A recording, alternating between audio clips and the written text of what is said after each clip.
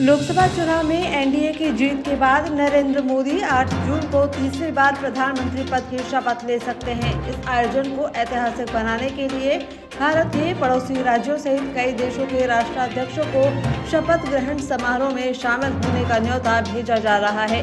जानकारी के मुताबिक श्रीलंका के राष्ट्रपति रानिल विक्रमसिंघे, बांग्लादेश की प्रधानमंत्री शेख हसीना, नेपाल के प्रधानमंत्री प्रचंड समेत मॉरिशस और भूटान के नेताओं के शामिल होने की संभावना है। तेलुगु देशम पार्टी टीडीपी अध्यक्ष एन चंद्रबाबू नायडू 12 जून को आंध्र प्रदेश के मुख्यमंत्री पद की शपथ लेंगे। समारोह अमरावती में होगा। इसमें नरेंद्र मोदी और नए केंद्रीय कैबिनेट के कई मंत्री शामिल होंगे। चंद्रबाबू नायडू शपथ ग्रहण के दिन अमरावती को राज्य की नई राजधानी बनाने का ऐलान कर सकते हैं। 2 जून को हैदराबाद को तेलंगाना और आंध्र प्रदेश की संयुक्त राजधानी रखने के लिए 10 साल का कॉन्ट्रैक्ट खत्म हो गया है। अभी आंध्र प्रदेश देश का एकमात्र ऐसा राज्य है जिसकी कोई राजधानी नहीं है।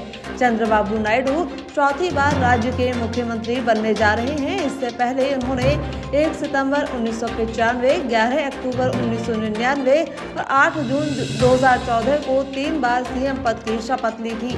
2019 में वाईएसआरसीपी अध्यक्ष जगनमोहन रेड्डी ने जीत दर्ज कर उनसे सत्ता छीन ली थी। दिल्ली में जल संकट के मामले में आज सुप्रीम कोर्ट में सुनवाई होनी है। दिल्ली की आम आदमी पार्टी सरकार की ओर से लगाई गई याचिका में पड़ोसी राज्य हिमाचल प्रदेश, उत्तर प्रदेश, हरियाणा को 1 महीने तक अतिरिक्त पानी छोड़ने के निर्देश देने की मांग की गई थी। 31 मई को दायर की गई इस याचिका पर सुप्रीम कोर्ट ने 3 जून को सुनवाई की थी। जस्टिस पीके मिश्रा और जस्टिस केवी विश्वनाथन की वेकेशन बेंच ने 5 जून को इमरजेंसी मीटिंग बुलाने के निर्देश दिए थे।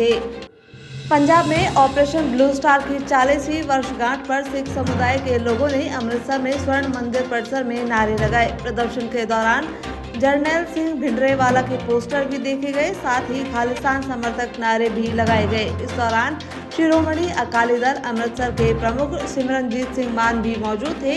इस बीच पंजाब में सुरक्षा बढ़ाई गई है। अमृतसर के एसएसपी एसएस रंधावा सिंह ने कहा कि यहां सुरक्षा के पुख्ता इंतजाम किए गए हैं, बलों की तैनाती की गई है और बैरिकेडिंग की गई है। किसी भी अप्रिय घटना पर नजर रखी जाएगी। राजस्थान के राज्यपाल कलराज मिश्र कल बीकानेर जिले के दौरे पर रहेंगे। यहाँ वे महाराजा गंगा सिंह विश्वविद्यालय के 8वें दीक्षांत समारोह की अध्यक्षता करेंगे। इसके बाद राज्यपाल मिश्र राजस्थान पशु चिकित्सा एवं पशु विज्ञान विश्वविद्यालय सभागार में इंडियन रेड क्रॉस सोसाइटी द्वारा आयोजित समारोह में मुख्य अतिथि के रूप में शिरकत करेंगे। इसके बाद राज्यपाल का कल ही जयपुर प्रस्थान का कार्यक्रम प्रस्तावित है। दिल्ली में भाजपा के नेतृत्व में एक बार फिर एनडीए सरकार के गठन की तैयारियां चल रही हैं। वहीं दूसरी तरफ लोकसभा चुनाव में खराब प्रदर्शन करने वाले भाजपा शासित प्रदेशों में हार की समीक्षा भी भाजपा की ओर से की जा रही है। इसी कड़ी में आज भाजपा शासित सभी राज्यों के मुख्यमंत्रियों को दिल्ली बुलाया गया है। इस बैठक में शामिल होने के लिए मुख्यमंत्री भजनलाल शर्मा का भी दिल्ली जाना प्रस्तावित है। वही माना जा रहा है कि राजस्थान के विधानसभा चुनाव में सरकार बनाने के 6 महीने बाद ही लोकसभा चुनाव में मिली हार के बाद अब राजस्थान के जिम्मेदार नेताओं पर इसकी गाज गिरनी तय है। बता दें, मुख्यमंत्री ने प्रदेश में लोकसभा चुनाव के लिए करीब 90 चुनावी सभाएं की थी, लेकिन मुख्यमंत्री के गृह जिले भरतपुर में ही भाजपा को करारी हार झेलनी पड़ी है। लोकसभा चुनाव 2014 और 2019 में खाली हाथ रही कांग्रेस को इस बार राजस्थान ने 11 सीटें देकर सूखा खत्म कर दिया है।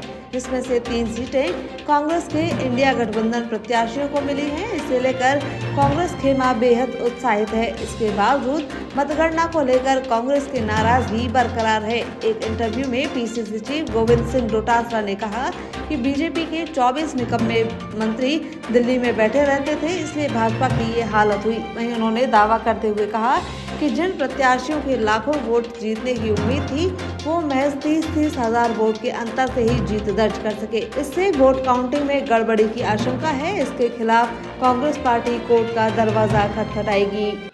PCC chief Govind Singh Dotasra civil lines स्थित नेता प्रतिपक्ष टीकाराम जूली के आवास पहुंचे और उनके स्वास्थ्य का हाल जाना। बता दें, कल दौसा में हुई एक सड़क दुर्घटना में टीकाराम जूली घायल हो गए थे।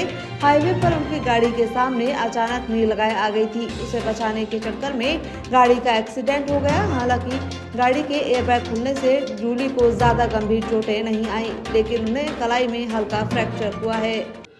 लोकसभा चुनाव में जीत हासिल करने के बाद अब नवनिर्वाचित सांसदों के अभिनंदन कार्यक्रम आयोजित किए जा रहे हैं। इस कड़ी में टोंक से विधायक सचिन पायलट और टोंक सवाई माधोपुर से नवनिर्वाचित सांसद हरीश चंद्र मीणा आज टोंक जिले के दौरे पर रहेंगे। यहां जिला कांग्रेस कमेटी में हरीश चंद्र मीणा का स्वागत और सम्मान किया जाएगा। इसके बाद सचिन पायलट और हरीश चंद्र मीणा जिले के पार्टी कार्यकर्ताओं और पदाधिकारियों की मीटिंग लेंगे। इसके बाद यहाँ शहीद स्मारक के उद्घाटन का भी कार्यक्रम है।